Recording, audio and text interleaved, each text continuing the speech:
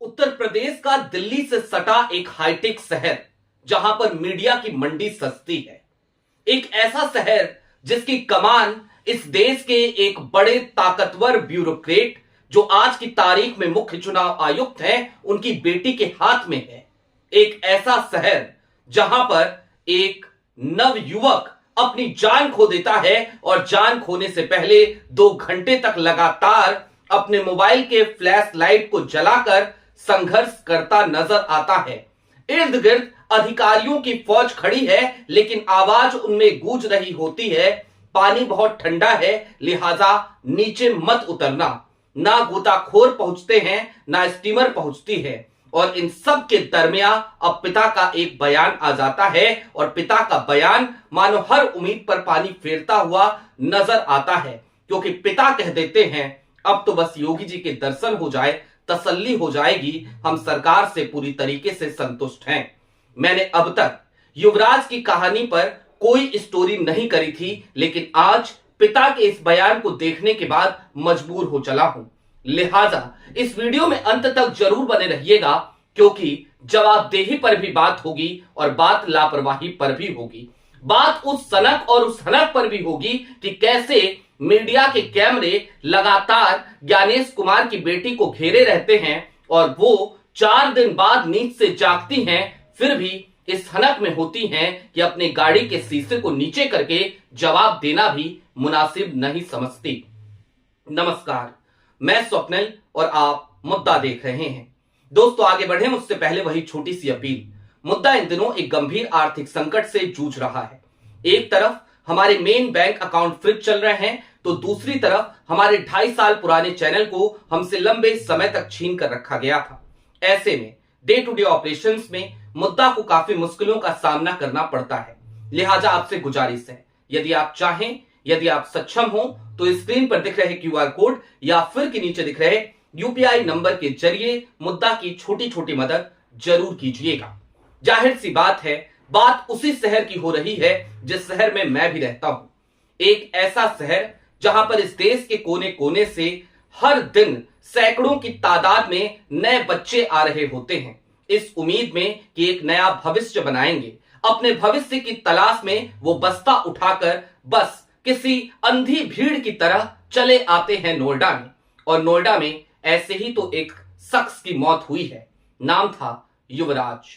युवराज की गाड़ी उस गड्ढे में गिर जाती है, वो गड्ढा जिसे एक बिल्डर ने खुदवाया था। एक ऐसा बिल्डर जिसको वो जमीन आवंटित तो की गई थी लेकिन वो समय पे उस पे काम नहीं करा पा रहा था, उसके बावजूद उसका आवंटन कैंसिल नहीं हुआ।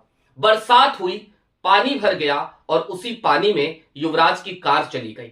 युवराज की कार गई लेकिन युवराज ने हिम्मत नहीं छोड़ी, कार की छत तक निकल आया।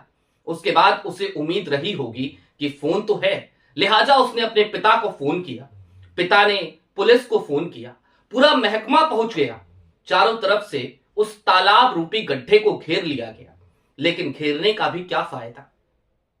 वो युवक कार की छत पर खड़ा चिल्लाता रहा, चीखता रहा, गुहार लगाता रहा और सामने खड़े तमाम आला अधिकारी अपने तमाम मातहतों से ये कहते रहे, पानी बहुत ठंडा है, नीचे मत जाना। पानी ठंडा है, नीचे मत जाना। ये एक ऐसा वाक्य था जिसने असंवेदनशीलता की सारी सीमाओं को पार कर दिया। उस युवराज की मौत हो गई। पिता रो रहे थे, उनको लोग ढाढ़स बधा रहे थे और इसी क्रम में ढाढ़स बधाने महेश शर्मा भी पहुंचे।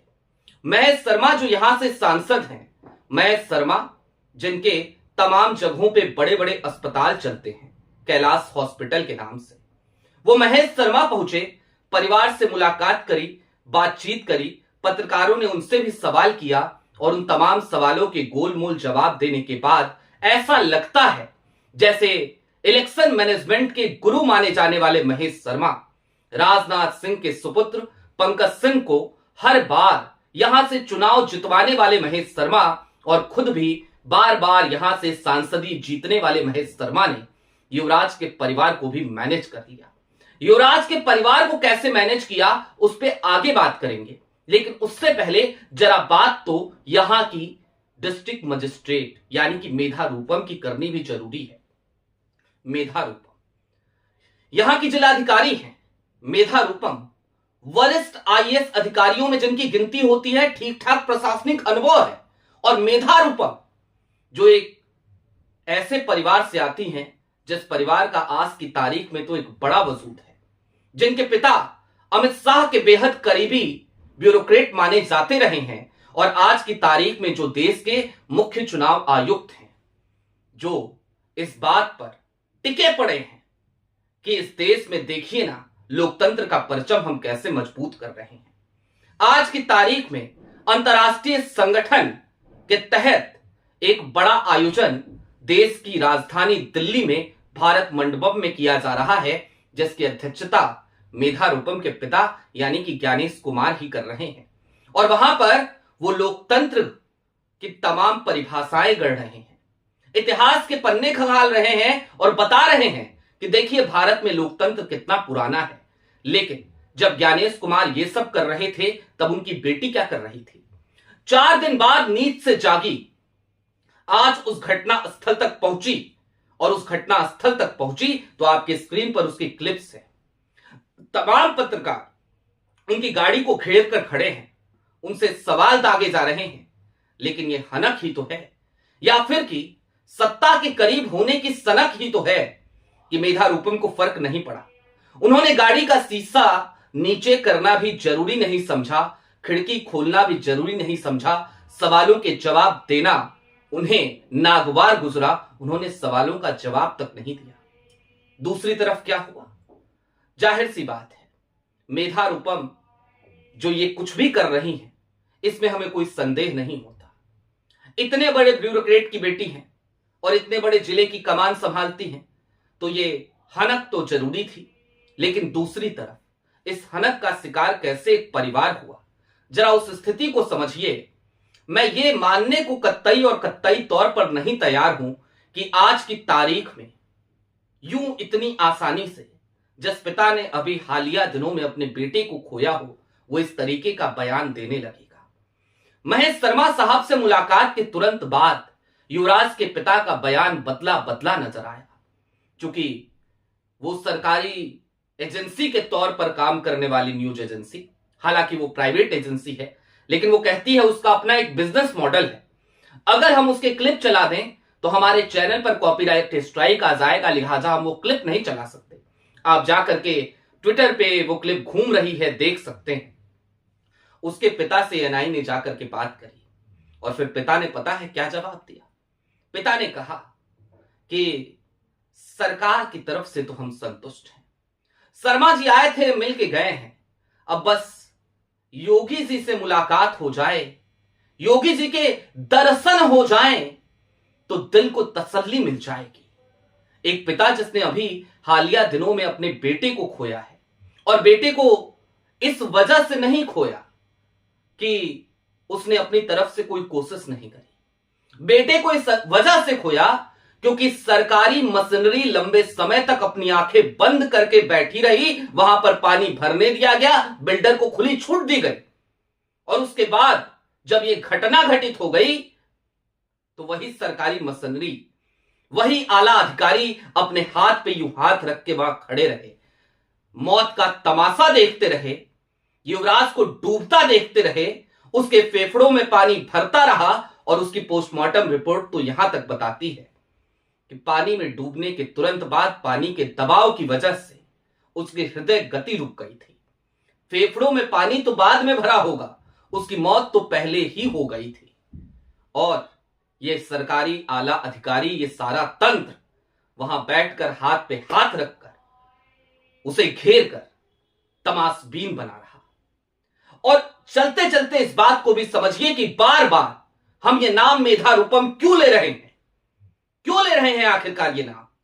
ये वही मेधा रूपम है ना जिन्होंने नोएडा के अभी उन तमाम बीएलओज पर एफआईआर दर्ज कराई थी, 2 दर्जन से ज्यादा बीएलओज पर। वही मेधा रूपम है ना ये जो एसआईआर में लापरवाही बर्दाश्त करने को तैयार नहीं थी। हालांकि उसके बाद भी किस हद तक लापरवाही हुई हमने आपको सारी बातें बार बार बताई हैं, बीएलओ की परेशानियां आप तक पहुंचाई हैं, लेकिन वही मेधा रूपम नोएडा डिजास्टर मैनेजमेंट की चेयरपर्सन है। जिम्मेदारी और जवाबदेही सीधे तौर पर मेधा रूपम की बनती है। सवाल तो मेधा रूपम से पूछा जाना चाहिए था और युवराज की मौत से सबक लेते हुए मेधा रूपम को अब तक सस्पेंड कर दिया जाना चाहिए था। उनको तलब किया जाना चाहिए था। योगी आदित्यनाथ को चाहिए था कि बुलाते मेधा रूपम को और पूछते कि 2 घंटे का वक्त था, वो लड़का चीख रहा था, उम्मीद लगा के बैठा था, उसकी जान क्यों नहीं बचाई जा सकी? क्योंकि जिम्मेदारी आपकी थी, जवाबदेही आपकी थी। लेकिन भला अकाउंटेबिलिटी तय कौन करे? कौन तय करे और कैसे तय करे? जब मेधा रूपम के आगे लिखा हो daughter of Gyanesh Kumar, chief election commissioner of India, जाहिर सी बात है फिर जवाबदेही, अकाउंटेबिलिटी, ये सारे शब्द नागवार लगते हैं। फिर तो वही सब कुछ सही लगता है जो कुछ भी आज की तारीख में देखने को मिल रहा है, यानी कि युवराज के पिता अपने घुटने सरकारी तंत्र के आगे टेक रहे हैं। मेधा रूपम सवालों का जवाब देने से बच रही हैं और जो चंद पत्रकार सवाल पूछ रहे हैं उन्हें भी कितने देर तक पूछने दिया जाएगा, ये एक बड़ा सवाल है। बहरहाल यही है सरकारी अमला, सरकारी तंत्र और उस तंत्र के आगे घुटने टेकते आम लोग जैसे युवराज के पिता। आपकी क्या राय है कमेंट बॉक्स में जरूर बताइएगा। अभी के लिए दीजिए इजाजत। चलते चलते फिर वही अपील, चैनल पे नए हो तो सब्सक्राइब करते हुए जाइएगा, सक्षम हो तो छोटी छोटी मदद मुद्दा की जरूर कीजिएगा। बहुत शुक्रिया।